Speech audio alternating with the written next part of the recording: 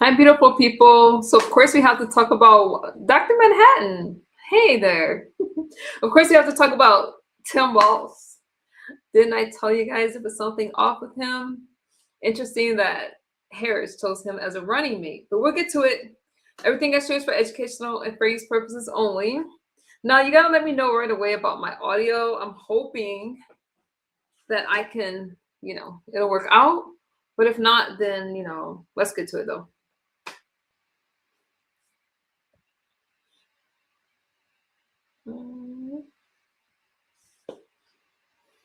As usual, I'm gonna let you guys hear this for yourself. What's good, Jerome? Okay, let's hear what he has to say. This is Governor Walz on his decision to end the re-election campaign. Have sought to take advantage of this state's generosity. And even as we make progress in the fight against the fraudsters, we now see an organized group of political actors seeking to take advantage of a crisis. I don't want to mince words here. Donald Trump and his allies in Washington and in St. Paul and online want to make our state a colder, meaner place. They want to poison our people against each other by attacking our neighbors. And ultimately, they want to take away much of what makes Minnesota the best place in the country to raise a family. They've already begun trying to withhold funds that were meant to help families afford childcare. And they have no intention of stopping there. Make no mistake, we should be concerned about fraud in our state government. We cannot effectively deliver programs and services if we can't earn the public's trust. That's why over the past few years, we've made systemic changes in the way we do business. We've gone to the legislature time and time again to get more tools to combat fraud. We've fired people who weren't doing their jobs. We've seen people go to jail for stealing from our state. We've cut off whole streams of funding in partnership with the federal government, where we saw widespread criminal activity. We've put new locks on the doors of our remaining programs, and we've hired a new head of program integrity to make sure that those locks can't be broken. All across this state, Minnesotans are hard at work on this problem. Advocates, administrators, investigators are on the front lines defending the integrity of our state's programs. And I want to give a very heartfelt thank you to all of them. There is more to do. A single taxpayer dollar wasted on fraud should be intolerable. And while there's a role to play for everyone, from the legislature to prosecutors to insurance companies to local and county government, the buck does stop with me. My administration has been taking fast, decisive action to solve this crisis.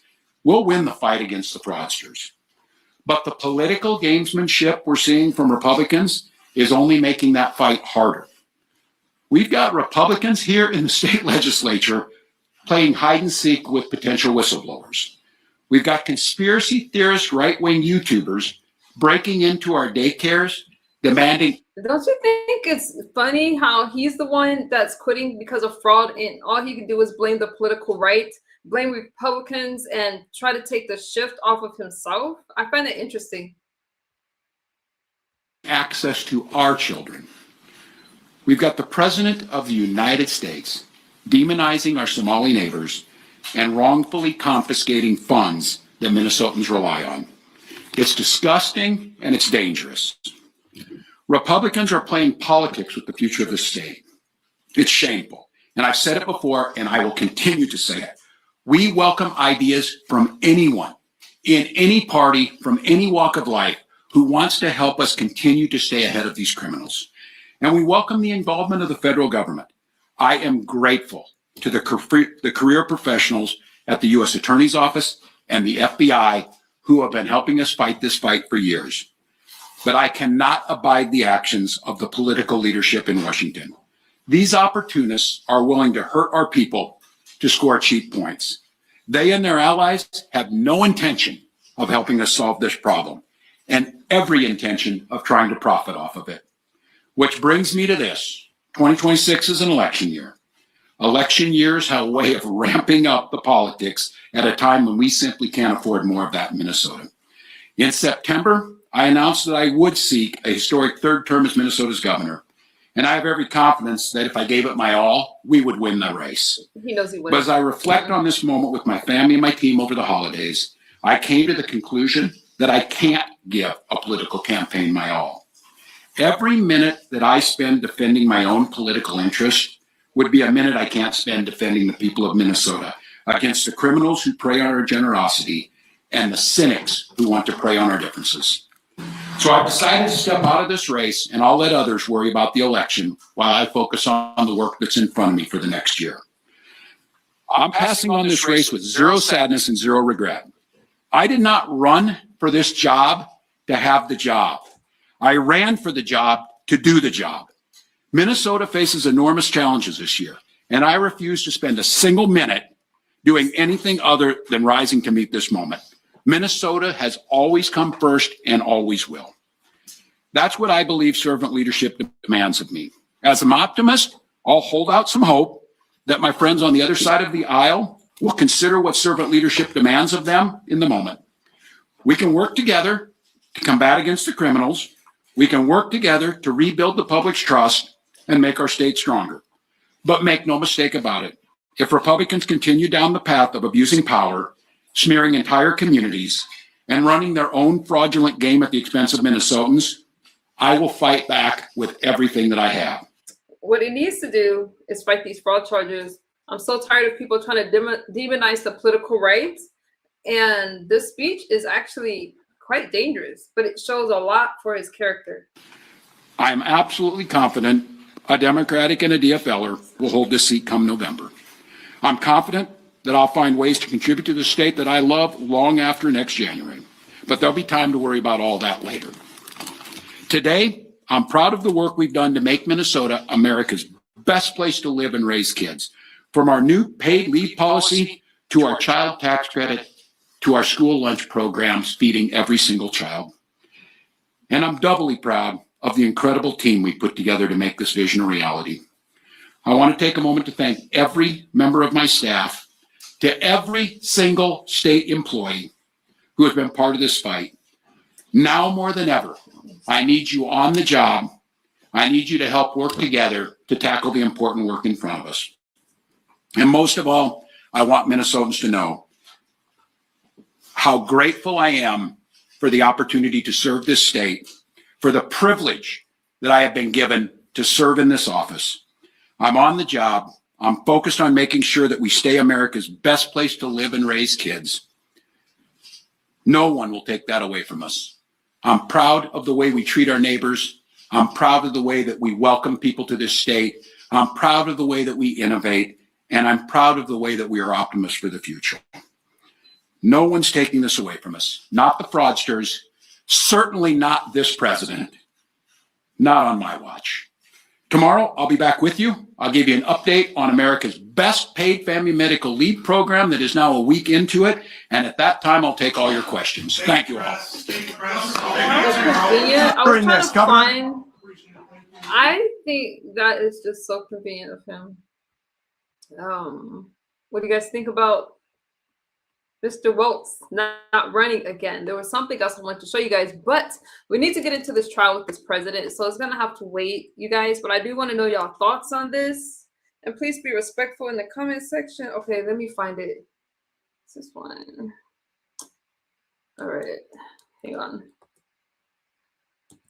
Venezuela. I got you.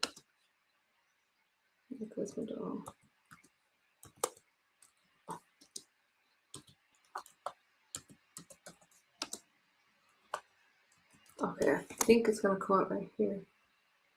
Hopefully, I can get it for you. Much. Everything got straight for educational for these purposes. Above the water. The Trump administration saying Maduro and his wife were taken from their heavily fortified compound. The president said as they were rushing toward their safe room. The president said Maduro was captured before he could close the door to the safe room. That whole operation lasting roughly 2.5 hours. Overnight, President Trump again saying, quote, "We're in charge of Venezuela," that the U.S. is in charge of Venezuela. Maduro's hand-picked vice president, meanwhile, Delcy Rodriguez, has been sworn in now as that nation's acting president. She's condemning the U.S. operation and demanding Maduro's return. However, President Trump has also said that behind the scenes, she is cooperating after he earlier warned she would, quote, pay a very big price if she did not. Even worse than Maduro, he suggested. Sources now telling ABC News top congressional leaders will be briefed today by several Trump administration officials, including Secretary of State Marco Rubio, Defense Secretary Pete Hegseth, Attorney General Pam Bondi about this high-stakes operation to capture Maduro. Lawmakers on both sides with questions about how the president now plans to, quote, run Venezuela. There's also bipartisan concerns we've been reporting on here. Congress did not authorize the use of military force in Venezuela. Secretary of State Rubio suggesting over the weekend that that was not necessary. There are also serious questions about how the U.S. plans to control Venezuela's oil industry. The president has clearly said... Is there an echo, you guys? You guys are telling me that there's an echo. I'm going to try it one more time. Let me know if there's an echo, okay? And please double tap that screen. Show me some love because y'all be hating in my comment section. On the world stage, that he wants American oil companies to now move in quickly to rebuild the oil infrastructure. Venezuela, of course, a key ally of Russia and China. It sits on the largest supply of oil reserves in the world. In an interview with ABC News back... let me do what I did yesterday. So I just have to wait and get my commentary at the end. So I'm going to mute my microphone. I'm sorry. I don't know what it is, but... Censored. No echo now? I'm going to mute my microphone. Let me know if this is better.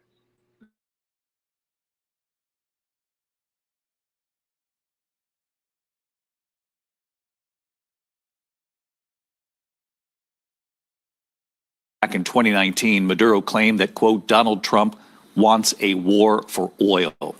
Let's get right back to the live pictures. Federal court in Manhattan. Aaron Katersky is inside the courthouse. He has already sent out his first note here, the scene in the courtroom. He said the marshals inspected the armchairs, the mahogany defense table where Maduro will sit. Security, as you can see, outside the courthouse, but also inside, very tight. Metal barricades stretching the length of the courthouse and beyond on both sides of Worth Street in Lower Manhattan. A K-9 unit has been seen roaming the halls outside, dueling protest groups separated by the NYPD. And we have just learned here that Nicolas Maduro has been escorted into courtroom 26A in shackles. He's wearing tan pants, a black smock over an orange T-shirt, orange jail slippers.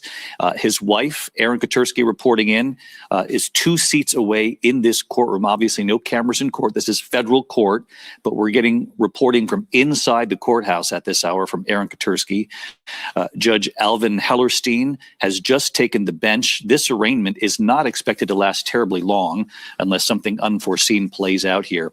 As we await details coming in from this courtroom, let's go to Dan Abrams, our chief legal analyst. And Dan, we expect a series of narco-terrorism related charges here this morning that the judge will go down the list.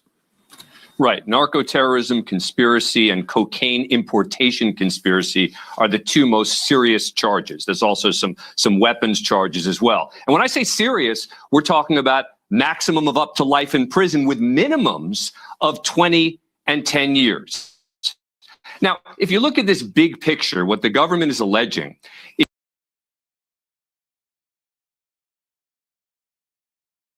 okay, I'm not going to stop it a lot. I wanted to play, but I want you guys to hear the charges because some people are saying that it's about oil, like it's all about oil. It doesn't have anything to do with the drug charges. So this video is going to lay it out for you.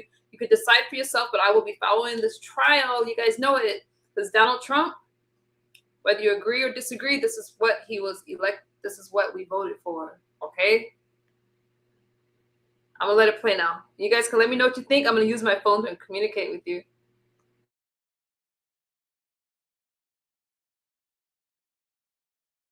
is that Maduro and his wife used the government of Venezuela to execute on this drug conspiracy. They literally were handing out passports to drug dealers. They were engaging in murder and kidnapping, using the diplomacy, using the veil of the Venezuelan government to pursue this drug conspiracy. And that's the heart of everything that they're alleging here. Remember, this started in 2020, where the first indictment was handed up, and they have now handed up a superseding indictment in connection with this. And so in court, as you pointed out, we're expecting this to be relatively brief. They'll be informed of the charges against them. There may be some discussion of whether there would be bail, which of course would be a non-issue in a case like this. And remember, two separate cases against Maduro and his wife. There could be different evidence. There could be separate trials. A lot of things we still don't know at this point. Dan, when you talk about separate trials, it could be a very long time before we see any of these trials begin. It could be years. You know, in a typical case like this, it could take years. Now, we'll have to see if this gets expedited. Remember, that is something that belongs to the defendant in most cases, right? The power to move things forward. A defendant has a right to a speedy trial. If a defendant wants the case to move forward quickly, that defendant can help in moving that process forward. So if Maduro and his wife decide, we don't want this to take months and months and months, we want to get this going in 60 days, 3 months, et cetera, they could try to push forward with a case. But I would expect that this will at least take a number of months, if not much longer. And if convicted, you mentioned this earlier, what does Maduro face here? Up to life in prison. And with minimums of 10 and 20 years, just on the most serious charges, right? I mean, then you've got additional charges as well. So, you know, if he's convicted here, you're talking about, you know, effectively a life sentence for him, you would think. We'll see. The judge will have enormous discretion when it comes to sentencing. There's always the possibility that he's not convicted of the most serious charges. Again, as we talked about a moment ago, there could be a different case against his wife. And so as a result, his wife might not be convicted of certain charges. They might not be convicted of anything. We shall see. But when it comes to sentencing, the judge has enormous discretion in a case like this. Dan Abrams, stay with us here for our live coverage. The arraignment of Nicolas Maduro playing out in New York City in federal court. Here in Lower Manhattan, the pictures you see, intense security outside that courtroom. Inside, Aaron Katursky, our chief investigative correspondent, describing a very similar scene. Very heavy security inside that courthouse, a K-9 unit in the hallways. We have just learned that Nicolas Maduro and his wife are both wearing headphones inside that courtroom to listen to the interpreter. These headphones obviously provided by the court. Maduro has taken his seat next to his defense attorney, Barry Polak, and immediately began writing in a notepad. His wife is seated next to her attorney, Mark Donnelly. Apparently, she has her hands folded on the table. Judge Alvin Hellerstein introducing himself and saying he would assure a fair processing. That's my job, he said. That is my intent. And when he says a fair proceeding here, he's talking about an arraignment on these charges, a description of these charges, Dan. He will describe what both Maduro and his wife face. Correct. They will be informed of the charges against them. That's really the point of this proceeding. This is not supposed to be particularly substantive. This is not where he begins to present a defense. This is basically to start the process moving forward. This is, you show up in court, you're informed of what you're charged with, and now the process begins. Dan Abrams, our chief legal correspondent, stay with us here. I want to bring in Martha Raddatz, who's also following these breaking developments here. ABC News live coverage of Nicolas Maduro and his wife now being arraigned on narco-terrorism charges. Dan listing the charges here just moments ago, both inside that courtroom wearing headphones to listen to what it is they face here now in the U.S. Martha, you've had extensive reporting of this U.S. military operation.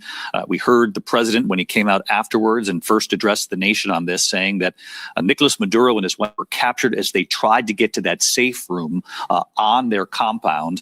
He said it was within moments of closing the door, they got him before he could close the door behind him. What an extraordinary shifting of scenes here. Now he's inside this federal courthouse, shackled. Astonishing, from a presidential compound to a seat in a courtroom in New York. Really an astonishing development. And what is even more astonishing is that military operation, as you know, David, a tactical success. It seemed to be a flawless operation, but there were bloody gun battles. We are learning, the Cubans say 32 Cubans were killed. Now, the Cubans were doing security for Maduro, so it is likely quickly, we know there was gunfire when the U.S. Elite Delta Force approached that compound, got near Maduro. There was gunfire that broke out. 32 Cubans apparently killed in that. And Donald Trump has now revealed that the Americans who were wounded were helicopter pilots. We saw those helicopters going over Caracas. They had flown over the waters at about 100 feet, those dark waters arriving, and there was gunfire apparently then. Now, some of those helicopters and some of the other warplanes overhead providing support took out air defenses, but apparently some of those helicopter pilots were hit. They managed to keep flying the helicopters. President Trump said they were bleeding badly, but still kept on. We don't know exactly whether those were gunshot wounds or shrapnel, perhaps, from the helicopter getting hit, but they were able to keep flying those helicopters. When they approached Maduro and his wife, they gave up, according to President Trump, on their way to try to get behind those steel doors. But I can tell you, David, even if they'd gotten behind those steel doors, the Delta Force could have gotten them out of there. They would have blasted their way in through those doors and breached those heavy steel doors because they had practice on an exact replica of that compound. That compound was within a military installation, but they had been following a CIA team on the ground, knew exactly where they were, where they had gone, and that's why they built a replica, the Delta Force, and were practicing for months in breaching this breaching this compound, David. Near universal praise for members of the U.S. military in carrying out that very dangerous operation. And of course, the tough questions now come afterward, and not for the U.S. military, but instead for the Trump administration on how we move forward, given the fact that, again, overnight, President Trump has said that the U.S. is in control of Venezuela. We heard Secretary of State Marco Rubio in the last 24 hours, in particular on the Sunday shows here in the U.S., trying to dial back, if you will, some of that rhetoric, saying we'll apply pressure on Venezuela, the embargo on the oil tankers, in addition to other steps taken by the U.S. military and the presence that still very much remains in that region. Secretary Rubio saying that pressure would push Venezuela in a direction that the U.S. would determine whether or not they were listening and following along, and whether or not the U.S. military would have to indeed take any kind of secondary action here. The president clearly said again last night, though, that instead the U.S. is simply in charge now. In this courtroom, you're looking at federal court here in Manhattan, where ousted Venezuelan President Nicolas Maduro, captured by the U.S. military over the weekend, is shackled, sitting in court, wearing a pair of headphones provided by the court. So is his wife, sitting not far from him in that courtroom. We now know that Maduro stood before the judge. Are you Sir Nicolas Maduro Mores? The judge asking. Maduro declared through an interpreter, I am the president of Venezuela. He said, I was captured at my home in Caracas, Venezuela, before the judge interrupted and told him there would be time later to challenge his custody. Maduro then affirmed he is who the judge said he is, which was, of course, the initial question. Also an extraordinary development. Our chief international correspondent, James Longman, in the region on the border of Venezuela. And when you hear Nicolas Maduro, James, immediately try to take an opportunity to establish before that court that he remains the president of Venezuela. I was captured in Caracas at my home before the judge interrupted him and said, you'll have your chance to make your case later. Yeah, David, and that goes to the heart of this, because in many senses, nothing has really changed inside Venezuela. Yes, we had the theater and the drama of his capture, but his regime remains. And that is why there is so much uncertainty about this situation. I'm here in Colombia on the border with Venezuela in Cúcuta. You can see a massive Colombian military presence here. They are terrified about this situation spiraling out of control. And we see a massive migration crisis fueled by Donald Trump's intervention on Friday. Goes against precisely one of the things that elected Donald Trump in the first place, which was a vow to stop mass migration. So that has got to be one of the massive concerns here in Colombia anyway. I want to take you across here because you can see it's very busy. This road is open as usual because every day tens of thousands of Venezuelans cross over to go shopping. Goods are much cheaper on this side of the border than they are in Venezuela. Massive inflation makes life just much more difficult for the average Venezuelan. And I just want to walk you through Venezuelans we speak to. Every single one of them, without exception, says they're happy that Maduro is gone. That's really important to say, but it is not the whole picture because they're conscious that the rest of the regime remains. I just spoke to one man who we stood on this bridge here and he cried in front of me saying he's not sure if he's ever going to see his sons again, but he was very, very circumspect. He didn't want to go into too much detail because he knows Maduro's regime lives on. David. James Longman with the picture there on the Venezuelan border, and James making an important point here, which is that inside Venezuela, at least according to the government, Maduro is still the rightful president. The acting president saying we await Maduro's return. And in fact, Maduro's son, who is also part of this indictment, speaking before the National Assembly there, saying his father was a good father and he looks forward to his return to Venezuela. You're looking live again, ABC News live coverage here of the arraignment on these charges, narco-terrorism charges in federal court, heavy security presence both inside and outside the court, as you can see. Because this is federal court, there are no cameras in the courtroom, but Aaron Katursky is inside, our chief investigative correspondent, with Nicolas Maduro standing. Aaron now reports that Judge Hellerstein read him the standard rights. I did not know of these rights. Your Honor is informing me of them now, Maduro said through an interpreter. How do you plead to the indictment, Hellerstein asked. That's the judge, of course. And here's Maduro's response, quote, I am innocent. I am not guilty. I am a decent man. I am still president of my country. Nicolas Maduro responding again. That is the headline of the moment here, given our live coverage, that Nicolas Maduro has responded in court to these charges just moments ago, saying, quote, I am innocent. I am not guilty. I'm a decent man. I am still president of my country. Dan Abrams. Yeah, so not a surprise. The interesting thing that I was looking for was how much is Maduro going to try and give a speech in connection with this arraignment? And as you mentioned before, the judge cut him off. The judge said, that's not for right now. All you need to do right now is say that you understand what the charges are against you. He's pleading not guilty, and that's all. He'll have his chance to present his defense. He'll have his chance to get out there publicly if he so chooses with what his defense will be. But that's not the place for it right now. And as a result, we expect that this hearing will be pretty short. So we'll just have to see exactly how short it's going to be. Dan Abrams, our chief legal analyst, with us here this afternoon. Dan, thank you. I want to bring in Rachel Scott into the conversation. She's at the White House for us. And Rachel, no question, the White House watching these proceedings unfold likely very closely here this morning as well. And we know that the White House also faces questions in addition to the charges that Maduro is facing. Obviously, these are drug trafficking charges. These are not charges related to the oil industry, although President Trump has repeatedly said that Venezuela took money, billions of dollars in oil revenue from the U.S. And he says that U.S. companies will now go into Venezuela, rebuild the infrastructure, help get Venezuela back on track. The president again last night, Rachel, declaring that the U.S. is in charge of Venezuela.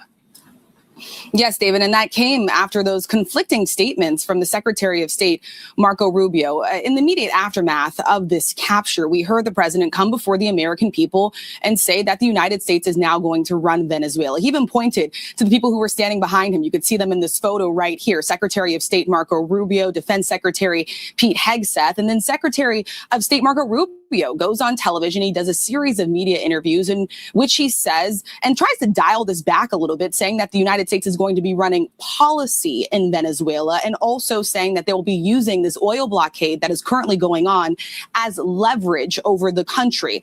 Then we saw the president on Air Force One make it very clear. He said flat out, point blank, the United States is now in charge of Venezuela. But there are still major questions today about what exactly that means. The president has not ruled out American troops going on the ground in Venezuela. He said in a response to a question about that. It depends on what exactly happens with the government. And then we heard that threat directly to Maduro's vice president, Rodriguez, saying that if she does not do what the United States wants her to do, then in fact, she could face a worse outcome than Maduro. That was a threat from the president there. So there's still a lot of questions here, David, on exactly how this is going to play out, and not a ton of answers from the United States on exactly what happens on the ground in Venezuela when it comes to the United States involvement in that area, David. Again, you're looking at live pictures. Rachel, thank you. Lower Manhattan Federal Court.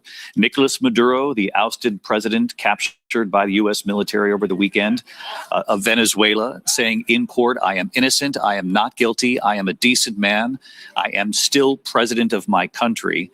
He said, I am not guilty of anything mentioned here, responding through an interpreter inside that courtroom when asked to repeat his plea to the charges. Judge Hellerstein then turning to Maduro's wife, also in that courtroom. We told you moments ago that they're sitting not far from one another. Both are wearing headsets so that they can hear through an interpreter what is being said to them by this judge. Judge Hellerstein turning to the wife, she says, I am Celia Flores. I am the First Lady of the Republic of Venezuela. The judge interjecting, saying the purpose today is just to ask you who you are, also taken into custody by the U.S. military as they tried to get into that safe room. Asked how she pleaded to the 3 counts of the indictment she faces, Celia Flores responding, not guilty, completely innocent. So we've heard responses now from Nicolas Maduro saying, I am innocent, I am not guilty, I'm a decent man, and declaring that I am still president of my country. And now Celia Flores, his wife, saying that she also is not guilty, completely innocent.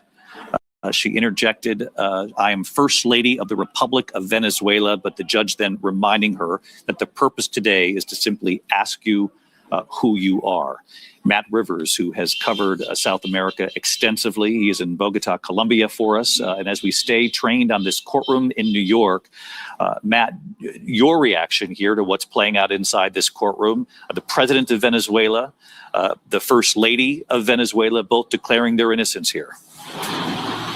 It's stunning, quite frankly. I'm personally not surprised that both Maduro and his wife tried to interject, tried to make their case a little bit there in court. Maduro, if nothing else, is a showman, and he knows very much right now that he is on the world stage in a way that he never has been before. But frankly, it is stunning that just a few days ago, he was running the country of Venezuela as he had for well over a decade, and now he is in a New York courtroom, David. It's something that I think the people of Venezuela are still struggling to even grasp, even fathom, because for better or for worse, Maduro was Venezuela. Internationally, he symbolized Venezuela. He was a larger-than-life figure for so many people in that country, and the swiftness, the suddenness, the brazenness of that attack, and the fact that they were able to extract Maduro from that country, I don't know that that's really sunk in for a lot of Venezuelans yet, as they grasp not only the U.S. doing that and what that means for their country in that moment, but also the future for Venezuela here, David. There is so much confusion,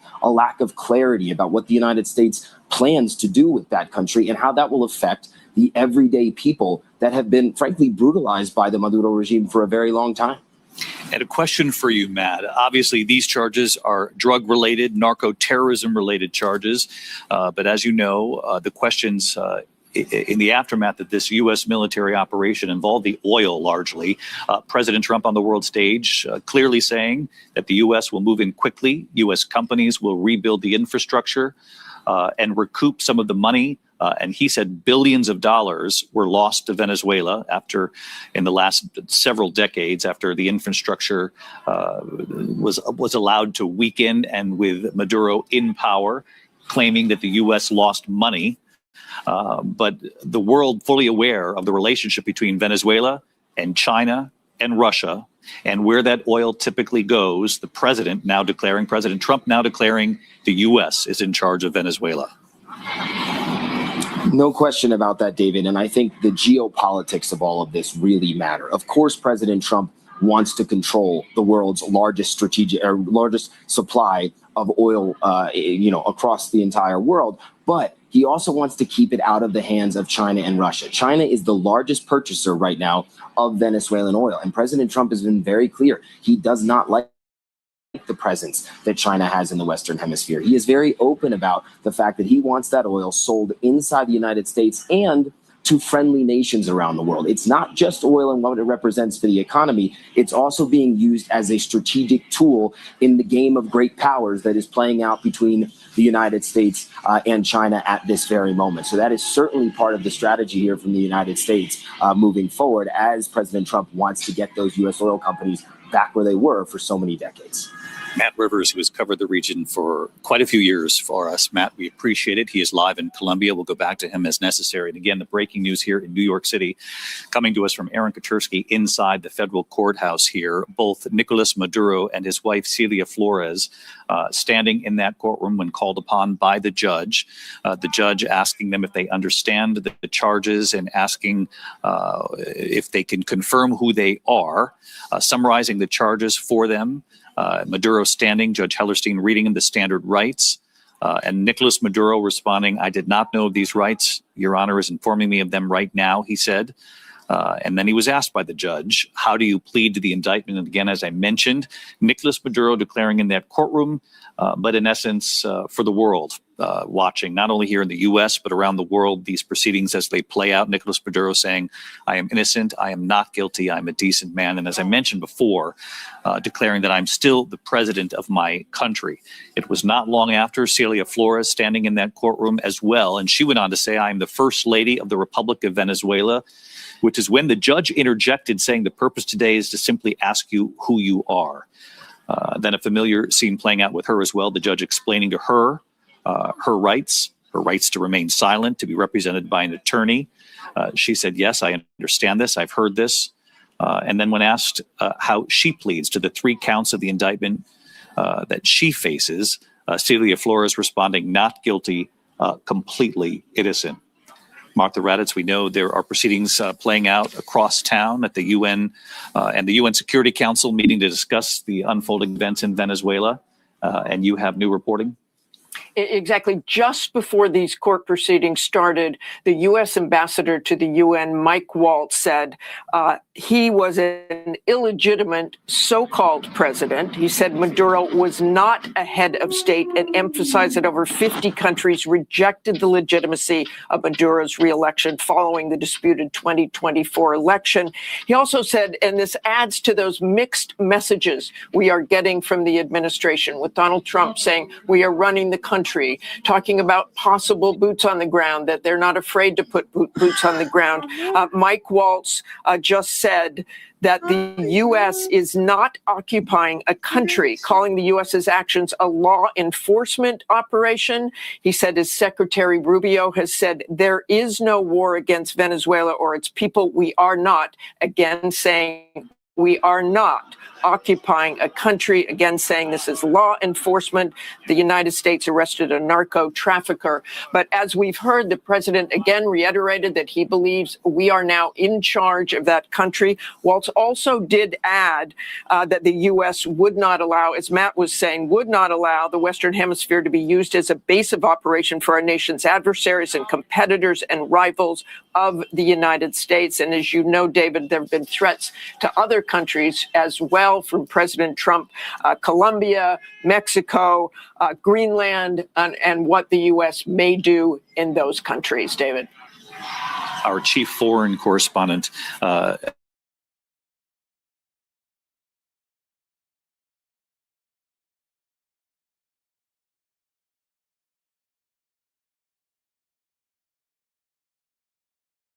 anchor Mark.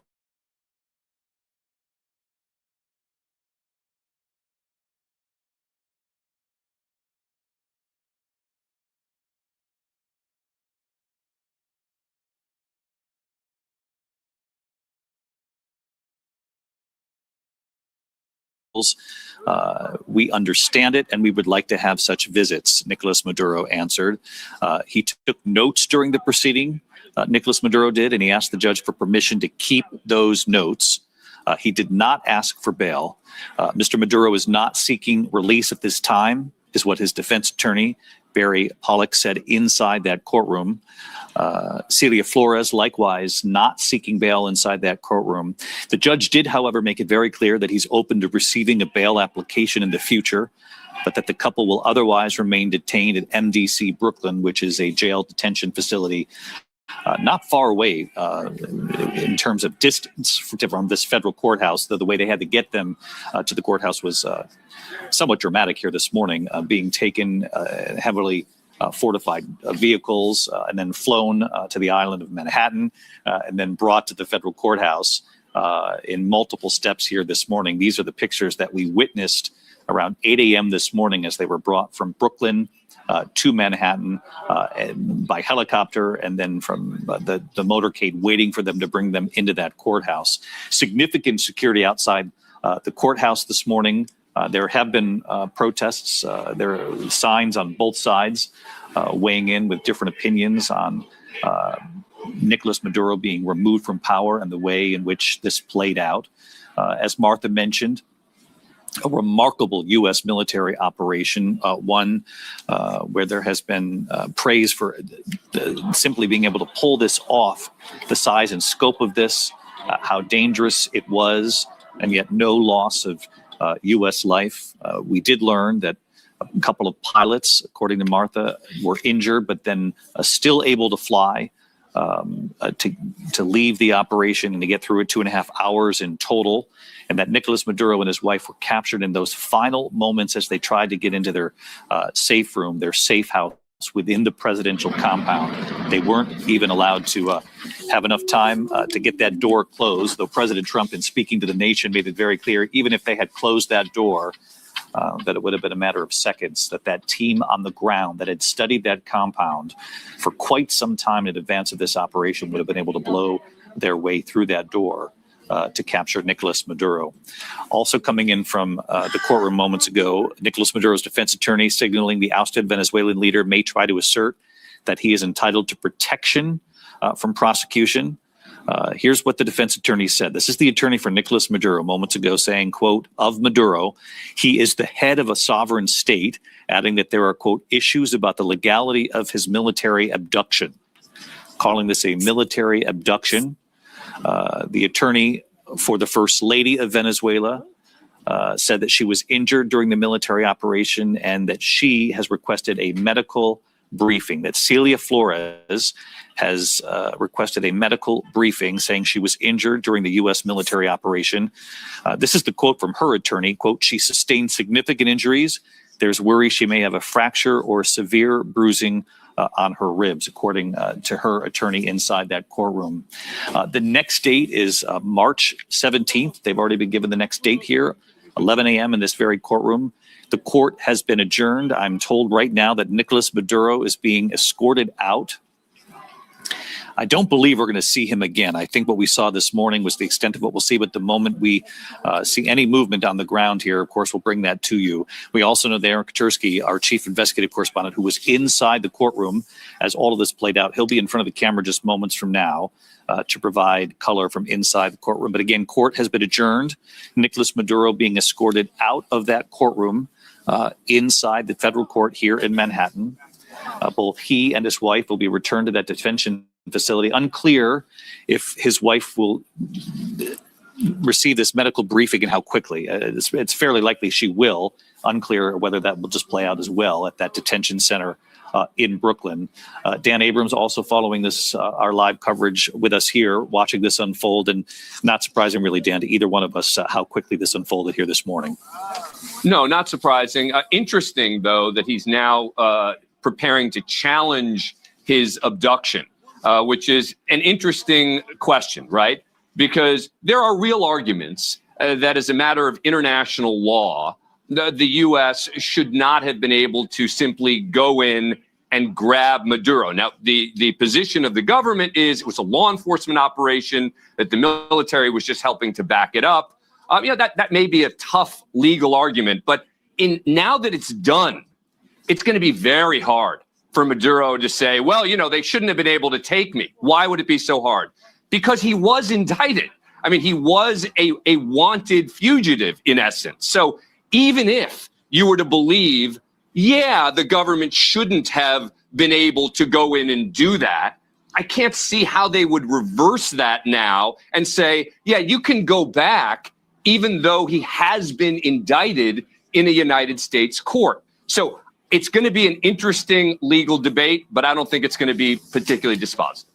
Dan Abrams with us here this morning. Aaron Katersky has just made his way outside the courthouse into a microphone. And Aaron, your notes were extraordinarily helpful here. As Dan and I were just talking about, quite something to hear that Nicolas Maduro will likely claim that there are issues, legal issues, about his military abduction. And he declared in that courtroom through his attorney that he remains the head of a sovereign state. He did, David. He said, I am the president. I am still the president of the Republic of Venezuela. His wife, Celia Flores, likewise said that she is the first lady of the Republic of Venezuela. And defense attorney Barry Pollock signaled that he will challenge the circumstances of Maduro's capture by the U.S. military. This is a tactic that Manuel Noriega tried when he was found to have surrendered to U.S. forces in Panama back in 1990. It did not work in the U.S. courts then. It may not work now, but he will certainly try. But the U.S. just doesn't recognize Maduro as a legitimate president. He certainly does. And as he stood before Judge Alvin Hellerstein a short while ago, he declared himself, I am Nicolas Maduro. I am innocent. I am not guilty. I am the president of Venezuela. It did seem from the notes that you shared with us from inside the courtroom, Aaron, that the judge signaled fairly early on here that there would not be time for speeches, that will come in due time through their defense, that he was simply asking for them to confirm, understand the charges against them, and ask them their plea. That both when Nicolas Maduro spoke and when Celia Flores spoke, the judge interjecting essentially in so many words saying this is not the time and place for that. Exactly right, David. The judge did not want this to turn into any kind of a spectacle, and he wanted to keep this as ordinary as is possible, despite the extraordinary circumstances of how Nicolas Maduro got here. He is now being treated like every other criminal defendant in the dock here at Manhattan Federal Court. David, as the judge asked Maduro to affirm, he appeared to be prepared to go off on a lengthy speech declaring himself the rightful president of Venezuela, challenging why he was even here in the first place, and the judge just was not going to let him do it, at least at this stage. He said he would entertain motions in the future, and Maduro does not have to be back in court until March 17th.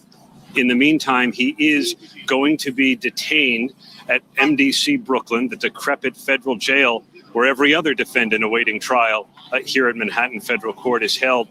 David, the defense said they would not challenge Maduro's detention at this point, although the judge said they have the opportunity to try and do that in the future.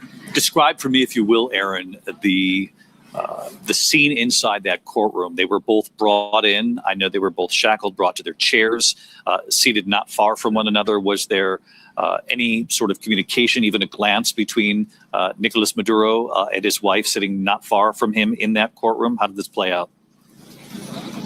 It did not appear that Maduro and his wife looked at one another, but they were seated with just a lawyer between them. And at one point, when the judge informed them of their right to be in contact with consular services, with someone from the Venezuelan consulate here in New York, Maduro answered for both of them and said, we would like to take advantage of those consular services. But otherwise, it did not appear that Maduro and his wife interacted at all. Maduro was brought in first wearing beige pants, a black smock over an orange T-shirt, and orange jail slippers. He was escorted to a chair that the U.S. Marshals had flipped over to inspect. We've seen that before for high-profile defendants. They flipped over all the chairs at the defense table before Maduro was seated. His wife was then brought in next, wearing a very similar outfit, beige pants, black smock, orange T-shirt, took her place, kept her arms folded on the table, whereas Maduro himself took notes almost through the entire proceeding. And at the very end, he asked the judge for permission to make a request that he keep those notes. And the judge said that he could. Aaron, as all of this was playing out, Nicolas Maduro's son, who is also under indictment, though he remains in Venezuela, speaking to the National Assembly there, where he's been a lawmaker for about 4 years now, since 2021. In a message to his father in front of the Venezuelan people, he said, "Dad, you created a strong family. The nation is in good hands while we await your return. I love you." That was the message from his son. There's the picture of the National Assembly there in Venezuela. Certainly, from the standpoint of the words that he used, somewhat hopeful that he'll see his father one day soon in Venezuela. But given the proceeding here today in Lower Manhattan, a stark reminder that is unlikely to happen. And in fact, the earliest we might see these trials begin could be some time from now, Aaron. Oh, it could be months, if not a year or longer, David, before Nicolas Maduro ever stands trial on this 4-count indictment to which he, in rather dramatic fashion, pleaded not guilty. Rather than just say not guilty, he attempted something of a soliloquy saying, "I am innocent, I am not guilty, I am a decent man, I am still president of my country," before the judge cut him off and simply said a plea of not guilty would be entered on his behalf. And Nicolas Maduro is going nowhere but back to jail in Brooklyn. He arrived here under heavy guard, David. There is still metal barricades and fencing stretching the length of the courthouse and beyond as protesters have come here to the courthouse, some even cheering when Maduro, it was realized, had pleaded not guilty to those charges. Half the protesters are against what the United States military did, and other protesters are here saying this was the right thing to do, and the NYPD is keeping both groups apart.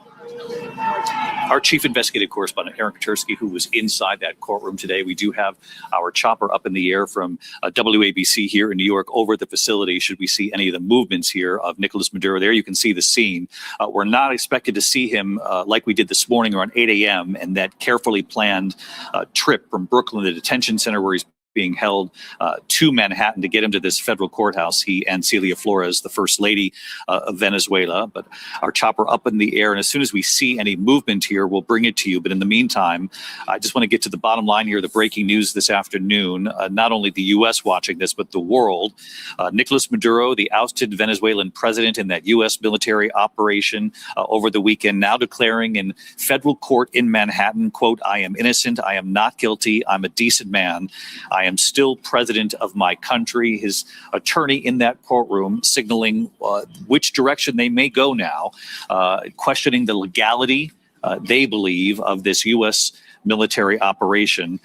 Celia Flores then asked if she, in fact, is Celia Flores. She said, "I am the first lady of the Republic of Venezuela." The judge interjecting, saying the purpose today is to simply ask you who you are. He explained to her rights. She said, "Yes, I understand them." And she went on to declare her innocence in federal court here in the U.S. as well. Our coverage will continue on ABC News Live, abcnews.com. We're going to return to local programming. If there are any major developments, I'll be back on the air with the team. But we'll definitely be back with the entire team for World News Tonight. I'm David Muir in New York. I'll see you then. Good day.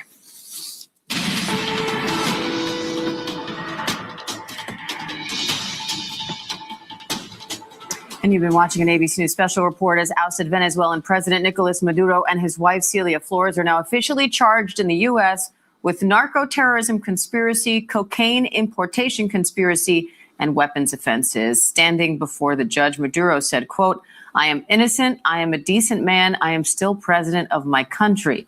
They both face life in prison if convicted.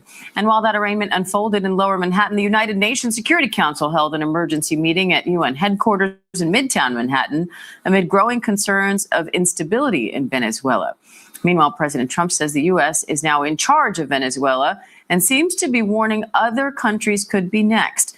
Let's go straight to ABC's Rena Roy outside the courthouse. Rena, what's the latest from court? Yeah, well, Diane, this was a brief hearing today here in federal court behind us. We know that Nicolas Maduro and his wife, Celia Flores, they were listening in on the hearing through headphones, listening through a translator. And they also spoke through an interpreter as well. And Nicolas Maduro said, "I'm an innocent man." He pleaded not guilty. He said, "I am the president of Venezuela. I am still the president of Venezuela." His wife pleaded not guilty as well. They both did not ask for bail, so they will be taken right back to the MDC in Brooklyn, where they came from this morning. And Diane, it seemed like they really had a lot to say. They wanted to speak, but the judge sort of cut them off and said this hearing today will be brief.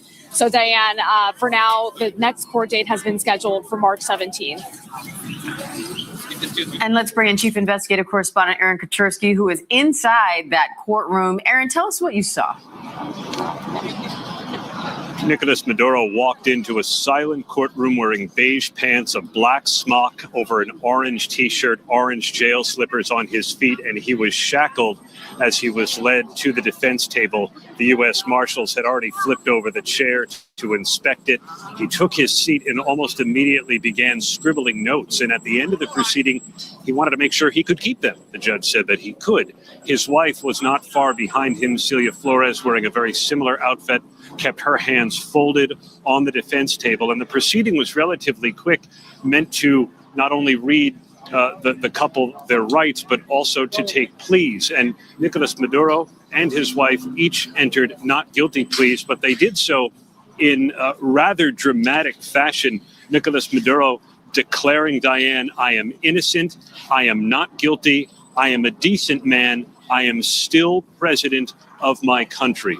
Judge Alvin Hellerstein at that point cut him off, said there would be time for him to challenge the circumstances of his detention and his capture, but he simply wanted to find out what his plea was to this 4-count indictment that accuses Maduro of leading a 25-year narco-terrorism conspiracy. And ABC News legal analyst Brian Buckmeyer is here with some analysis on this. Brian, Maduro and Flores didn't request bail. What does that tell you, and what happens to them now as they await trial? So when it comes to requesting bail, at least in this concept, I think it falls into two different theories. The first being, some might hear this oftentimes, you want to measure twice, cut once. And what I mean by that is, think of the context of Barry Pollock meeting his now client, Maduro. He just met him a few, maybe minutes, hours ago. There's not enough time, at least in his eyes, to have an interview with his client, see what resources that can be put together to create a bail package that he believes the judge might entertain to some degree. Yes, are we all saying a bail is a long shot? Absolutely, but if you're going to make that long shot, you do it as best as you can. The other issue is the standards and arguments for setting bail the first time and then trying to get another judge to change a previous judge's ruling on bail is slightly different. You don't want to be in a position where you're going to a second judge and saying, hey, the first judge made a mistake at setting bail. Here's why the first judge made a mistake, and here's additional information. It's a second hill to climb and that much harder. You try to get it right the first time. And let's go to senior political correspondent Rachel Scott at the White House. Rachel, Venezuela's interim president, Delcy Rodriguez, is calling for dialogue now with the U.S. after initially calling this operation an atrocity. So what's the latest there on those conversations, and what's next for Venezuela?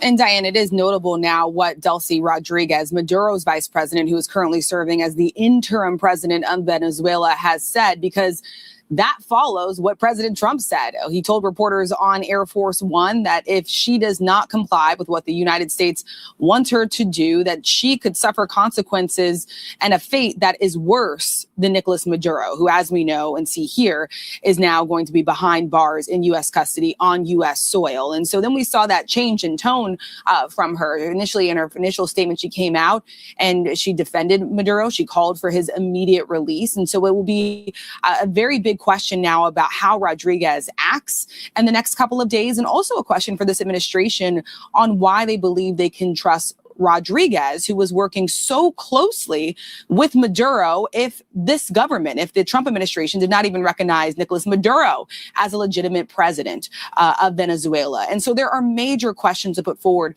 to the administration, including the details of how exactly the Trump administration and the United States now plans to run Venezuela, a country of more than 31 million people. We still have not really gotten the answers to a lot of those questions. We have sort of heard this shifting conversation between Secretary of State Marco Rubio saying that the United States is going to be running policy versus the president, who said point blank, flat out, that the United States is now in charge. And so certainly a lot of questions for this White House, for the president, as well as top Trump administration officials about what exactly is going to happen in the coming days, as the focus now evolves from whether or not this was a successful operation, which of course it was, to whether or not this is actually going to be a successful strategy for the people of Venezuela and also for the United States. Yeah, and that focus is also shifting to who could maybe we be next? President Trump has talked about the leader of Colombia's president, implying that maybe that country and that leader could be next here. I want to go to ABC's Matt Rivers, who's in Bogota, Colombia, and has also been speaking to people in Venezuela. Matt, walk me through the reaction, both in Venezuela and across the border in Colombia, given what President Trump has said, and also just your reaction to hearing Maduro saying that he is innocent, he's a decent man, and he's still the president of Venezuela. You know, Diane, it doesn't surprise me that he tried to use that moment to make some sort of declaration like that. Maduro is a showman. There's no question about that. And I'm waiting for that trial where he will take whatever opportunity he can get to make a scene like that. That is what he's going to do. And he's going to stick to that line, that he is still president, that this was unjust. That's going to be what he says without question. He is not president effectively of Venezuela anymore, though. We know that Delcy Rodriguez, his former vice president, was sworn in as the leader of Venezuela this morning in what was a show of support at the National Congress there in Caracas. You saw lots of Congress people there supporting, at least nominally, Maduro. You saw his son speak and address the assembly there. So, collectively, his government is still in place. One man does not make a government, and that government is still functioning.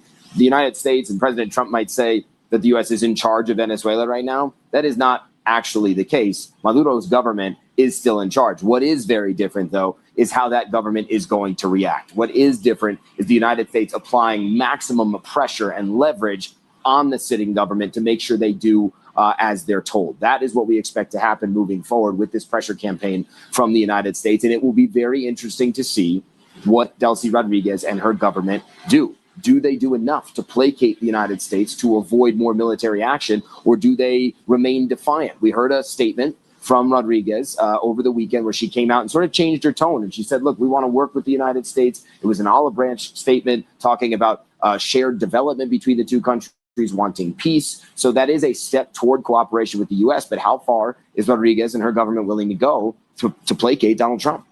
And we are keeping an eye on that movement outside that courthouse where Nicolas Maduro and his wife just appeared, both pleading not guilty to these drug charges. I want to bring in ABC News contributor, former chairman of the U.S. House Homeland Security Committee and former federal prosecutor, John Katko.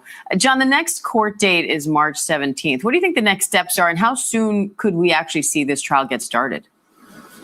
Well, the next step is whether there's going to be any additional pretrial hearings. They don't have to wait for a preliminary hearing because he's already been indicted. So the next hearing will probably be just to kind of set the schedule for the trial. But there's something called the discovery phase where they're going to spend a tremendous amount of time getting discovery to the defendant, all the information, all the evidence that they have against him. And then the defendant's going to have to take a lot of time to digest it all. So I don't see a trial coming anytime soon. Cases like these are very complicated. When I did them, it was very, very rare for a trial to go sooner than 6 months to a year after the person is apprehended. And that's a kind of an aggressive schedule in and of itself. So there's a lot more to be done here. There probably will be a detention hearing at some point, unless he's waived detention or reserved. But the discovery issues are going to be lengthy and they're going to be complicated. And there's going to be a lot of motions coming from the defense as well. And they'll throw everything they can at the prosecution to try and slow things down and gum things up. And we are following the motorcade now as we believe that armored vehicle has former President Maduro inside as they leave the courthouse in Manhattan and now head back to a Brooklyn jail where he and his wife, Celia Flores, will be held. I want to bring in senior national policy reporter Ann Flaherty. And as this hearing was happening, the UN Security Council is also holding this emergency meeting. We also heard a U.S. Ambassador Mike Walz a little bit earlier addressing the council, defending this operation. So how are other countries there responding? Yeah, well, Diane, he made the case that, the former President Maduro, as you referred to him, was not a legitimate president. And that's why the U.S. had that legal authority. Now, we do know other countries are expressing some shock and alarm, saying that, if the United States could do this to one country, what prevents the United States from doing it to other countries and potentially lawfully elected leaders. So we did hear Mike Walz, Trump's ambassador to the UN, lay out the case saying, look, we're not going to occupy Venezuela. That's not why we're there. This was a law enforcement operation. Now, critics would say, well, it was led by the Army Delta Force. The CIA was involved. This was very much a military operation where we seized a leader of a foreign country, and amazing. We've been pointing out all morning that, just days ago, he was in a presidential palace. And now he's, of course, in this courtroom pleading not guilty, saying that he is not guilty. He was kidnapped. And so, we'll see what happens next. But the United States sending a bit of mixed messages. President Trump saying we are in charge of Venezuela now, but hearing from Mike Walz at the UN just now saying we're not occupying that country. This was simply a law enforcement operation. Yeah, amazing to think of that contrast of going from the presidential compound to that courtroom and now off to this Brooklyn jail. Brian, Nicolas Maduro has retained attorney Barry Pollock. He previously represented Julian Assange. When you look at his strategy there, does that give you any clues of how he might go about this defense?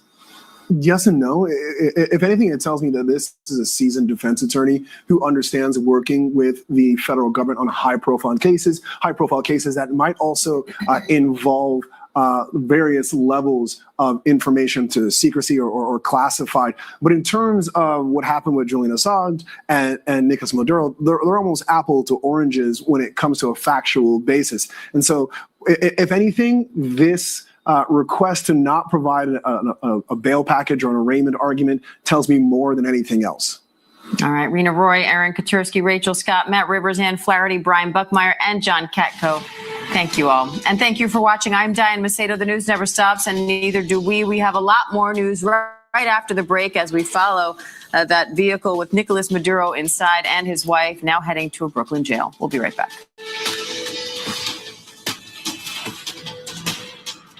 Whenever, wherever news breaks, it's so important to always remember that lives are changed. Here in London, in Buffalo, Uvalde, Texas, Kentucky, Minneapolis, Mexico. Stories 2020. Reporter Ann Flaherty also joins us, and legal contributor James Sample. We're going to stay on these live pictures and follow Maduro's journey here back to the detention center.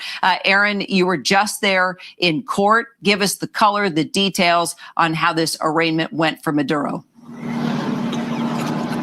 It was fairly quick. It was fairly standard. But there were some extraordinary moments, Kira, from the second that Nicolas Maduro walked into the courtroom, which was silent as he came in, shackled in beige pants, black smock over an orange T-shirt. He looked to the spectators gallery and appeared to nod in greeting, saying "Buenos dias." He took his seat at the defense table and immediately began scribbling notes. His wife, Celia Flores, came in after him. She kept her hands folded on the defense table. It did not appear that the husband and wife interacted with one another, although when asked whether they wanted to avail themselves of consular services by the judge, Maduro answered for the both of them and said that they would. As Maduro was asked how he pleads to the charges, he gave something of a soliloquy, or tried to, before the judge cut him off, Kira. He said, "I am innocent. I am not guilty. I am a decent man. I am still president of my country." At that point, Judge Alvin Hellerstein interjected, said there would be time for him to challenge the circumstances leading him here. But he said for now, he just wanted to know how he pleaded to the charges and said a not guilty plea would be entered on his behalf. Kira. Well, I think there's one thing we can confirm, and he is not leading his country right now. And let's talk about who runs Venezuela from this point on. Trump says it's going to be the U.S. Delcy Rodriguez says, no, she's the leader now. Yeah, that's obviously the big question. And we've heard from President Trump over the weekend that says we're in charge. But then we heard Secretary Rubio say, no, this is going to be something that we're going to put pressure on the Venezuelan government. They believe they've given all indications that they could see themselves working with the vice president. But, keep in mind, she was not legitimately elected either, if that's the argument for taking Maduro out of the country. So a lot of questions at this point about exactly what's going to happen next. I know people are drawing parallels to 1989 Panama when Noriega was arrested. But, Kira, that was a situation where the opposition leader was sworn in that night. We don't don't have a clear path forward when you have the president of the United States saying we're in charge, but the existing government in Venezuela saying we're still here and we still stand by Maduro. So then, James, let's walk through just the legality of this U.S. raid and this capture. Do you think it's going to help or hurt Maduro's defense? I doubt, Kira, that it will have a great deal of impact on his defense. I think he's got an extraordinarily tall task ahead of him, and his defense counsel certainly does as well. But that being said, while it may not matter inside the federal courtroom to Maduro, it certainly will matter, the legality that is, to the international community. And there's not much question that as a matter of treaties that the United States has signed, including the United Nations Charter, this abduction of Maduro and transporting him into the United States, because it involved invading the mainland of another sovereign nation, did not fall into any of the three categories that the United Nations recognizes for that kind of an act of force. It wasn't conducted pursuant to consent. There's not really a self-defense rationale. The Trump administration is certainly trying to assert that narco-terrorism and the flow of drugs into the United States is self-defense generating, but that's a reach. And there was no authorization of the UN Security Council. So if it's illegal as a matter of international law, including treaties to which the United States is a party, that makes it illegal under U.S. law as well. However, there is precedent, and Ann mentioned the Noriega parallel. There is precedent there and in a number of other cases that is known as malus captus bene detentes, basically means bad capture, good detention, and that the individual can still be tried no matter the circumstances of his or her capture. Interesting. And Aaron, you were, I'm seeing the notes now coming through that Maduro there in court said in Spanish, "I'm the elected president. I'm a prisoner of war. I will be free." Let's talk about what happens next. Well, he's not going to be free. In fact, the defense did not even challenge his detention, at least not yet, though the defense attorney, Barry Pollock, said that he would seek to assert that Maduro was wrongfully snatched by the U.S. military. Whether that has sway with the judge, we'll see. But Maduro does intend to challenge the circumstances of his capture. But for now, will be taken back to MDC in Brooklyn, where he's going to be jailed until his next court appearance on March 17th.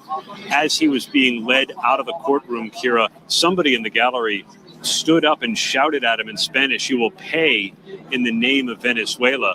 A court security officer asked the man to leave, but Maduro stopped to respond in Spanish, saying that I am the elected president, and declaring that he would be free. And as you pointed out, I think he's far from being free, at least for the time being. Aaron Katursky and Flaherty, James Sample, thank you all so much. So now acting President Delcy Rodriguez says that she's running Venezuela. Then you have opposition leader Maria Corina Machado. She says she's the rightful leader. But President Trump says, nope, we're in charge of Venezuela. Don't ask me who's in charge, because I'll give you an answer and it'll be very controversial. What does that mean? Yes, we're in charge. Now, Secretary of State Marco Rubio is dialing back the rhetoric a bit, suggesting the U.S. isn't actually governing the country, but instead imposing a military blockade on oil leaving Venezuela. Here's what he said. What we are running is the direction that this is going to moving forward. And that is, we have leverage. This leverage we are using and we intend to use. We started using already. Let's bring in White House correspondent Karen Travers, also national security and defense analyst Mick Mulroy for more on this. So, Karen, what actual role does the U.S. have in Venezuela right now? What do we know for sure? Yeah, I mean, Kira, listen to those quotes there from the Secretary of State, Marco Rubio, compared to what we heard from President Trump last night on Air Force One. Clearly, the Secretary of State was trying to dial back some of the president's comments and put it into more diplomatic speak, saying that what the United States is running in Venezuela is the direction that this is moving forward. But he didn't explain exactly what that means. But then hours later, the president was much more blunt, telling reporters that he was going to say something controversial, and then said, it means we're in charge. But as Ann Flaherty in that previous segment was noting, this is not the opposition stepping in at this point, that there is that interim government there. And the vice president, who is now the acting president, Delcy Rodriguez, the president last night was asked if he has spoken to her. He has said he has not, but will at the appropriate time. He also, Kira, issued somewhat of a threat to Rodriguez, saying that if she doesn't cooperate with the United States, she would face a situation worse than what Maduro faced. And he said, quote, Maduro gave up immediately. So certainly not sort of an ominous message sent down there to that acting president, who is, of course, Maduro's handpicked vice president. Well, Mick Mulroy, I think you can speak from experience. If you see Delta Force swooping in by helicopter and taking you down, you are pretty much going to go easily in a situation like that. Let me ask you about Trump and Rubio, clearly contradicting each other here. What do you make of that? Well, I think Secretary Rubio is taking the practical approach, right? We don't actually run the country. For example, there's 5 Americans being illegally detained in Venezuela. If we ran the country, they would be coming home right now. But what Secretary Rubio is saying is we can have leverage by this naval blockade, stopping all of the oil tankers, and there's several coming en route right now to Venezuela. We can choke off the regime if they do not do what we would like them to do. And I think that's what he's really talking about as far as whether we're running it or not. I don't think that's the case at all. I think it just means we have influence because of the leverage that we have with our military actions. So, Mick, what do you think the biggest risks are at this point for Venezuela and also just the region as a whole? Well, we've heard the administration say that we're going to take the oil. If that is, in fact, the case, it's not just a cooperative effort between the government of Venezuela and U.S. Companies, then we're probably going to have to do that by force, at least to secure it.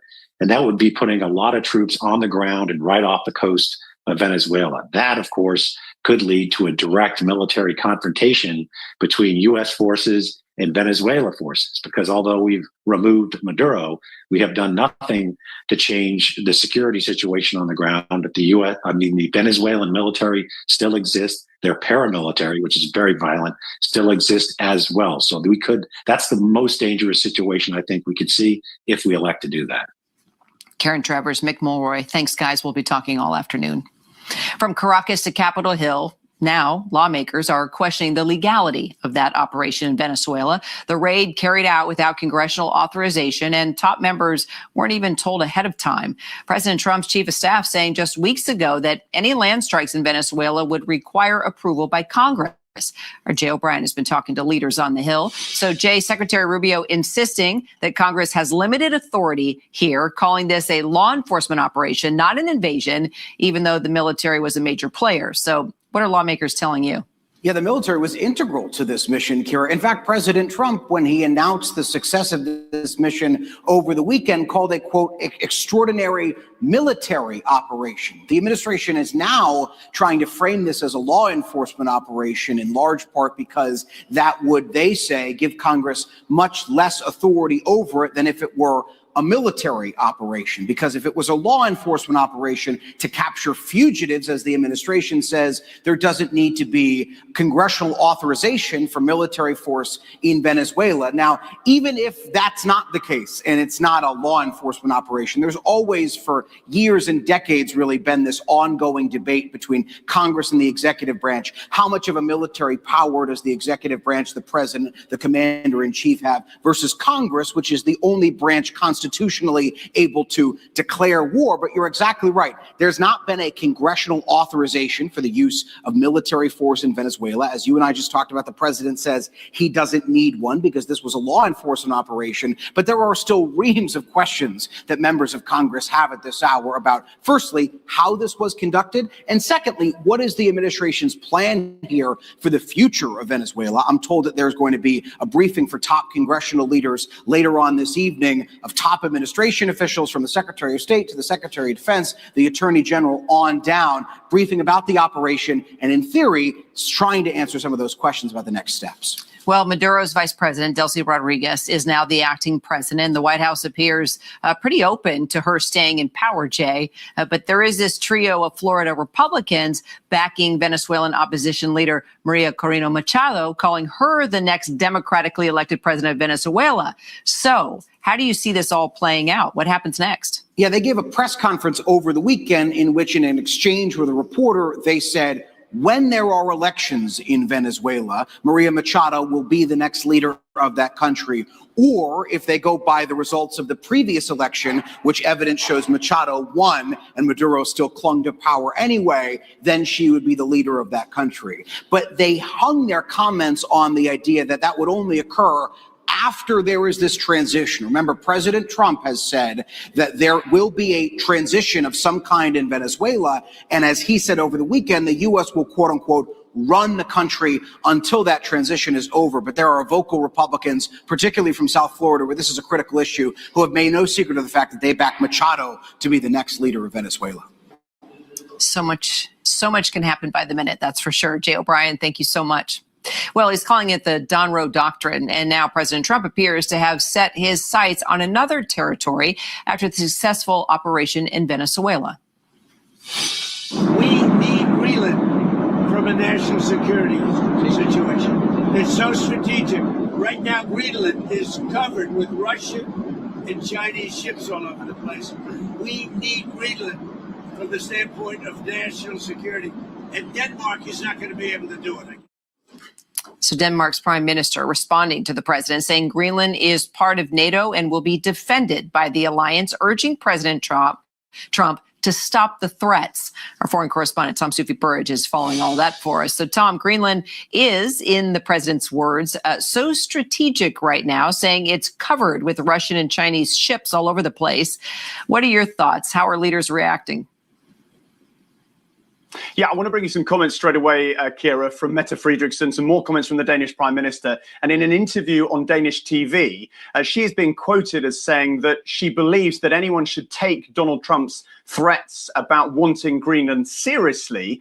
And then she goes on to say that if the US were to attack Greenland, then she believes that would be the end of the NATO alliance, the end of the security structure, the transatlantic relationship since the end of World War II. Now, Donald Trump has not threatened to attack Greenland. I think it's important to point out, but he has repeatedly said he wants Greenland. And clearly the timing after what's happened in Venezuela, I think, has set more alarm bells ringing across Europe. Look, what is striking, looking at all of the commentary from European leaders who are lining up behind Denmark, because remember, Greenland is an autonomous region of Denmark.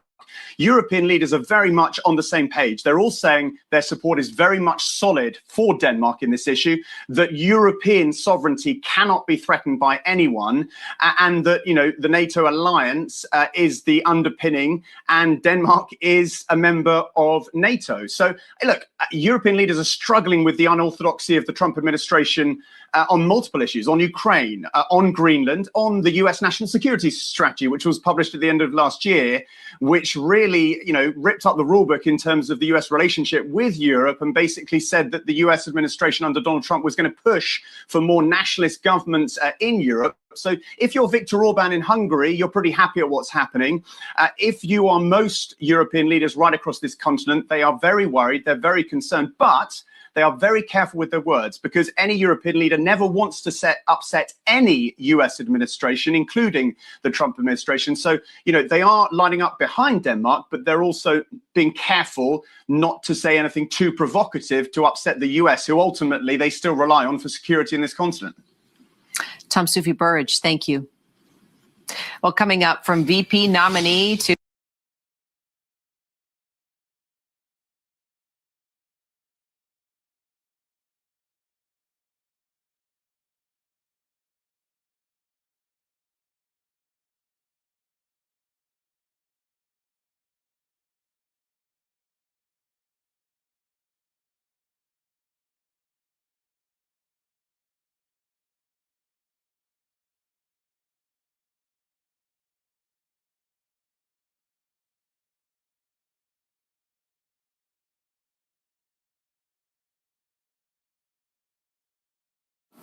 Welcome back. It's been nearly 50 years since Venezuela nationalized their oil assets, causing foreign companies there to sacrifice their investments. And they've been trying to claw back billions of dollars in losses ever since. Here's Matt Rivers. Nicolas Maduro is out of Venezuela.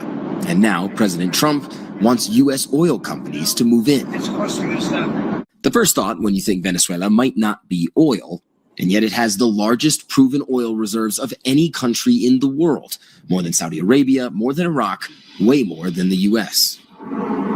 U.S. oil companies tapped those reserves for decades. ExxonMobil, ConocoPhillips, Chevron, the biggest names in oil raked in billions, pumping heavy crude oil from vast oil fields, most of it bound for the United States. But all that started to change in the 1970s, when Venezuela first started the process of nationalizing its oil, meaning the government took over privately owned oil companies, resources, and infrastructure. For a while, that was okay for U.S. companies. The government allowed most to keep doing business, bringing continued investment and technological advances. Then, enter this man. Hugo Chavez swept to power in the 1990s, partly on a platform that it was time to stop foreign exploitation of Venezuela's natural resources. Oil, chief among them. One by one, he started kicking out U.S. oil companies. Leases to land they had, equipment they had invested in, infrastructure they built, it didn't matter. The government was taking over, and that was that. He used the vast profits from oil to fund his social programs, and for a while, it fueled a resurgent Venezuelan economy. But a toxic mixture of corruption, mismanagement, and a lack of investment led to a swift downfall. At the time Chavez came to power, Venezuela was exporting more than 3 million barrels of oil per day. That number is now regularly less than a third of that. And without oil money flowing into the economy, things quickly took a turn for the worse. Nicolas Maduro, assuming power after Chavez's death in 2013, oversaw such economic and political turmoil in the 2010s that nearly 8 million Venezuelans fled the country, seeking refuge and a functioning economy somewhere else. And as he became increasingly combative with the U.S., Donald Trump decided to target oil during his first term. For the first time, the U.S. would ban Venezuelan oil imports, a crushing blow for an industry already reeling. The Biden administration eased those sanctions, hoping that Maduro would allow free and fair elections in 2024. But that was not the case. Maduro announced a victory that many countries around the world declared fraudulent. And then came the second Trump administration. And the brazen attack in Venezuela's capital city. Getting Maduro out is not enough, says Trump. Getting American oil companies back in is now the goal.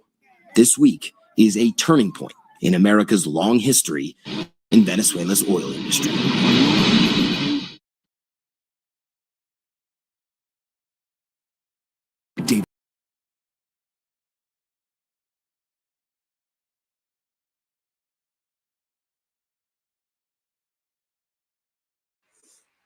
Okay, you guys, can y'all hear me still? That was a lot, but I wanted you guys to hear for yourself. We started off talking about Tim Walz resigning and not running a third bid, which that was the best thing that he could do. Okay, I think he knew he wasn't going to win. So much scandal and fraud concerning Walz. I'm glad. Okay, now can we get Newsom? Can we get Governor Newsom? I will be following this trial. Let me get to y'all comments. I'm gonna start from the bottom up, you guys. Thank y'all for hanging out with me. Thank you guys for supporting the stream. Yes, if you were too far on the left or messing with my emotions, my block hand was a little heavy tonight. Let me get to you. Try it. He belongs in jail. I don't know what y'all talking about. Y'all have any questions for me? That's what a guilty person does, quit. Derek, hey, did you guys watch the press conference? If you missed it, I played it. Tim Walz did a press conference, right?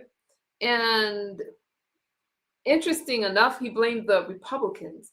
He said the Republicans were like evil and all these kind of things. And I'm like, what? I'm sorry. How come every time Democrats get caught out on something, they want to blame the political right? Now we're scandalous and it's our fault. It's not our fault. This is something that he got caught up in. He couldn't handle the scandal and he quit because he didn't want to be held accountable. That's what happened. Donald Trump wanted an investigation into the things that was being said, and Walz couldn't handle it. Imagine if he was our vice president. Can you imagine the team that him and Harris would have made? That would have been horrible. So the best president, the best candidate won. There's a reason why Donald Trump is in office right now. I'm not trying to persuade you guys to be Republican or Democrat, but I find it interesting that every time a Democrat, not every time, but a lot of times Democrats are caught up in something, they want to blame Republicans. We don't have anything to do with this mess. Now, as far as the Venezuelan president, wait a minute. I'm live in I live in Minnesota. I've been to his speeches. Wow, Jigsaw player. I would go. I went to the No Kings protest. I like to know what people are talking about, if they make sense. He cannot run, he would be prosecuted. Michael Young. I think he knew that. Thank you guys for your donations. Thank you guys for your gifts. My moderators, Claude and Dr. Manhattan, 504 Girl, y'all held me down today. Thank you. I booed him.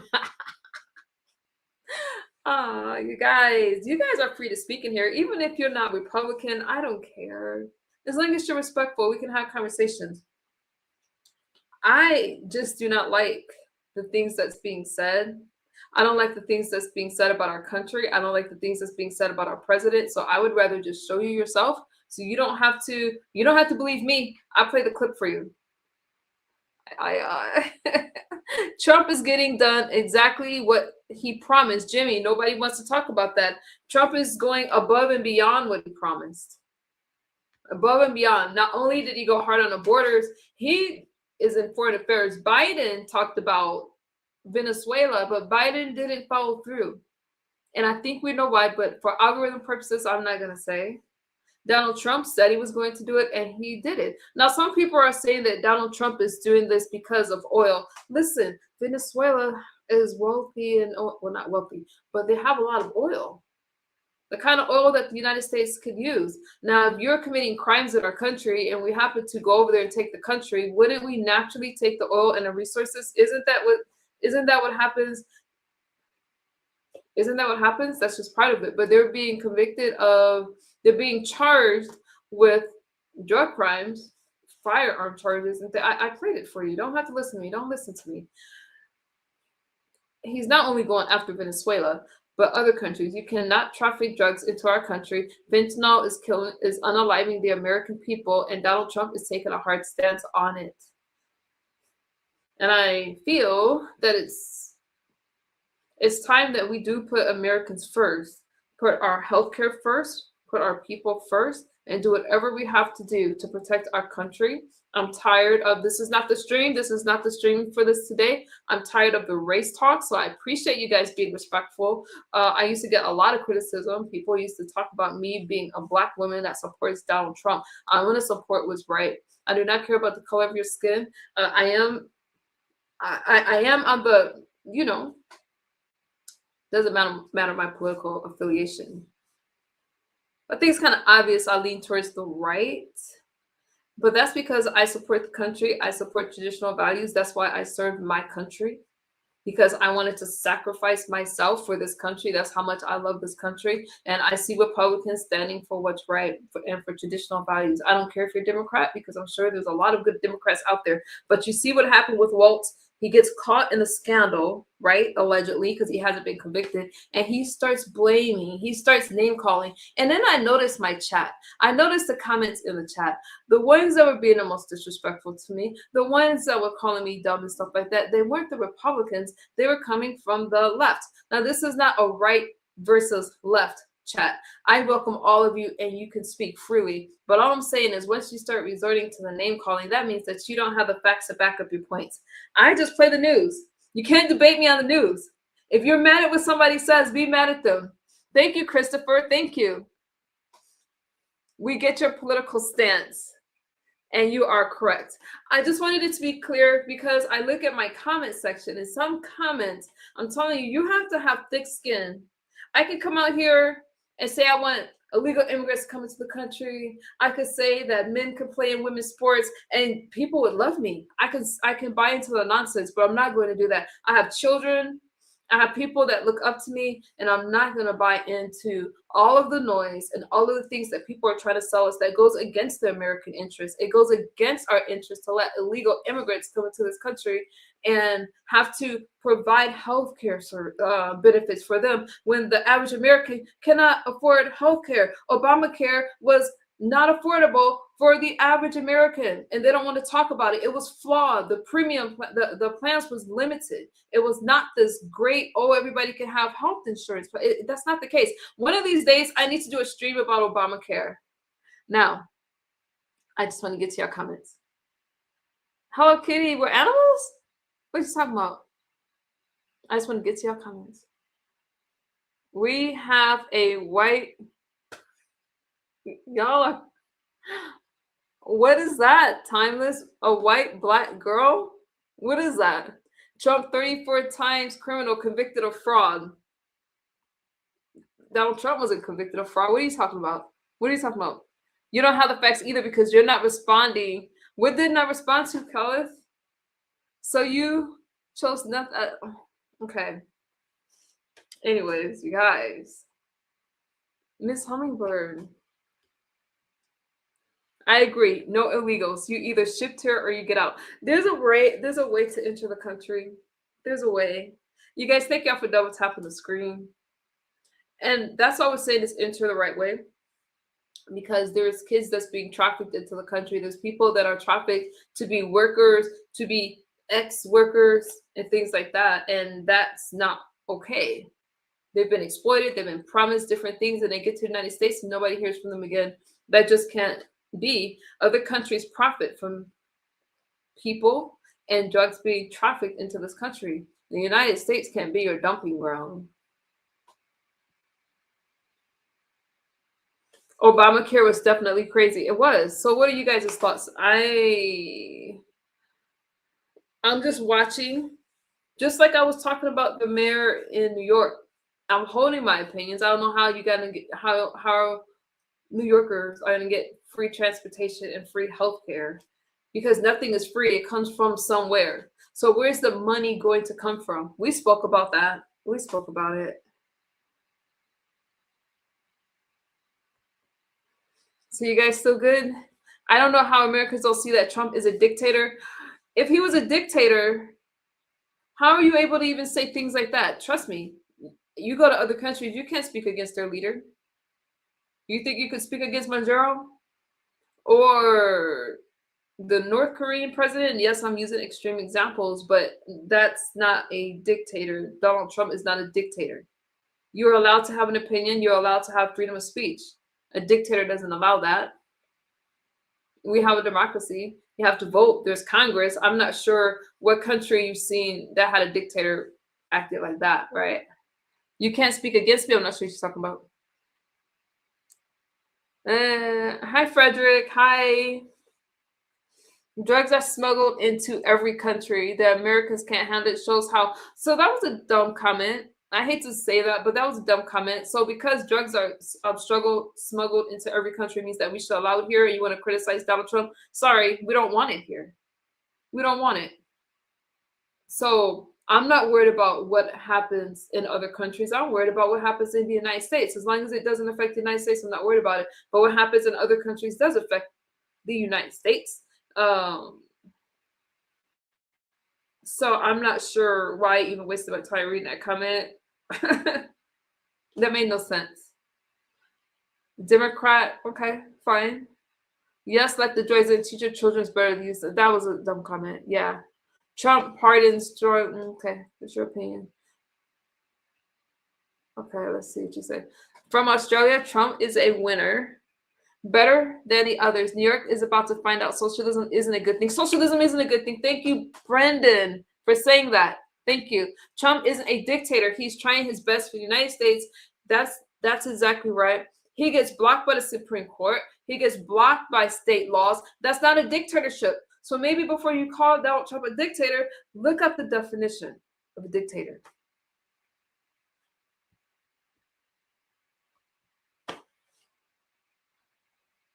The truth is freedom. The truth is freedom. Okay. Okay. Gestapo had firing squads. You know, I can't get to your comments. Gestapo had firing squads and told Hitler gassed living people, prayers to the people. Maybe you should rethink your rhetorical strategies, really making them look stupid.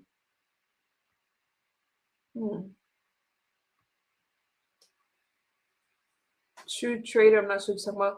He thinks he is emperor of the world. How do you know, JK, what he thinks? Have you asked him? How do you know what he thinks? I'm going to say this. I don't agree with any president 100%, but I do agree with the overall consensus of what he wants. And you told me that you want to protect the American borders. You told me that you want to put America first. You want our resources to be used to our people. Then I'm going to vote for you. You told me that it's okay to not fall into the gender identity thing. It's okay to say that we don't want men to play in women's sports. Then that's what I'm going to stand for. Oh, look it. I was just about to get out of here. Play the Republican turning on Trump from Kentucky. I don't know anything about that, Chris. You know, I don't know anything about that. Because thank you for the super sticker. I appreciate you. Because what I see is people supporting Donald Trump, the people in Venezuela being happy. I don't see anybody turning on Donald Trump except for the people that didn't like Donald Trump already. I think Donald Trump has even more support. Freedom, democracy, oil. I'm not supposed to say those things, Claudia. Claude, because I haven't seen it. If I haven't seen it, I mean, if I had a bit, I would play it if I saw it, but I haven't seen it. I could Google it, or you could send me a clip of it, but I haven't seen it. What I see, and I played the clip for you guys. They were celebrating. The Venezuelans was thanking Donald Trump. The ones over there, because they lived under a dictatorship. They were struggling. And now, okay, things are going to get better. I don't want to play the piano right now, Derek. I don't want to play the piano. But I will. Trump has the right cabinet this term as president. Your president. Okay. Okay, y'all. That was a lot. Let's see. Watch. If I take I don't know why. I'm curious now. I'm curious. Let me see. Kentucky turning on Trump. Let's see if Fox News have it, because you know, I don't see anything like that. Just like I thought. I don't see anything about Kentucky turning on Donald Trump. I'll look harder later. Common sense, Miss Hummingbird. Common sense, brains, and beauty. You go, girl. Thank you so much. I appreciate you. Thank you. Thank you for this Cash App. I see you. Thank you. Lefties are violent. I want to destroy America. I don't feel a lot of them have our best interest in mind. When they're talking about all these programs and things like that, they're not considering where it comes from. And a lot of the things that they want goes against America's best interest. A lot of things, I didn't say everything. If you think about it, it does. And I find that very problematic. There's no way you could tell me that you do not support protecting our borders, all right? That the most basic thing, every country protects their borders, but America is supposed to have open borders. Why? And which way are those people coming in going to vote? More than likely, they're not going to vote for the people saying stay out and come in the right way and be documented. They're not going to vote that way. They're going to vote for the left. Therefore, it's in Democrats' best interest to allow immigration any kind of way and open the borders. That's my problem. If you got oil, U.S. will come rob it. No, it's not robbing oil. We got receipts. What kind of receipts? We're talking about Venezuela should welcome. Oh, God, it's a lot. We have open borders because that's how the country was founded. That is not how the country was founded. Please don't use that language in here. Oh, God. All right, you guys. Thank y'all for hanging out with me. I will see y'all next time. I appreciate you guys. Let's book. Quantum, you've been preaching. Sounds like you've been watching too much Fox. Mercy. I didn't even play Fox tonight. I played ABC. Yes, it was. You don't know U.S. history. I know U.S. history. Okay, bye, you guys. I love you. We'll talk soon. Take care. You think the borders was closed when the founding? Oh, appreciate you, Christopher. I'm gonna leave on that note. Wait, where are you? Talk soon. Bye. America's a white country. My God. God. Jimmy, I'll see y'all next time.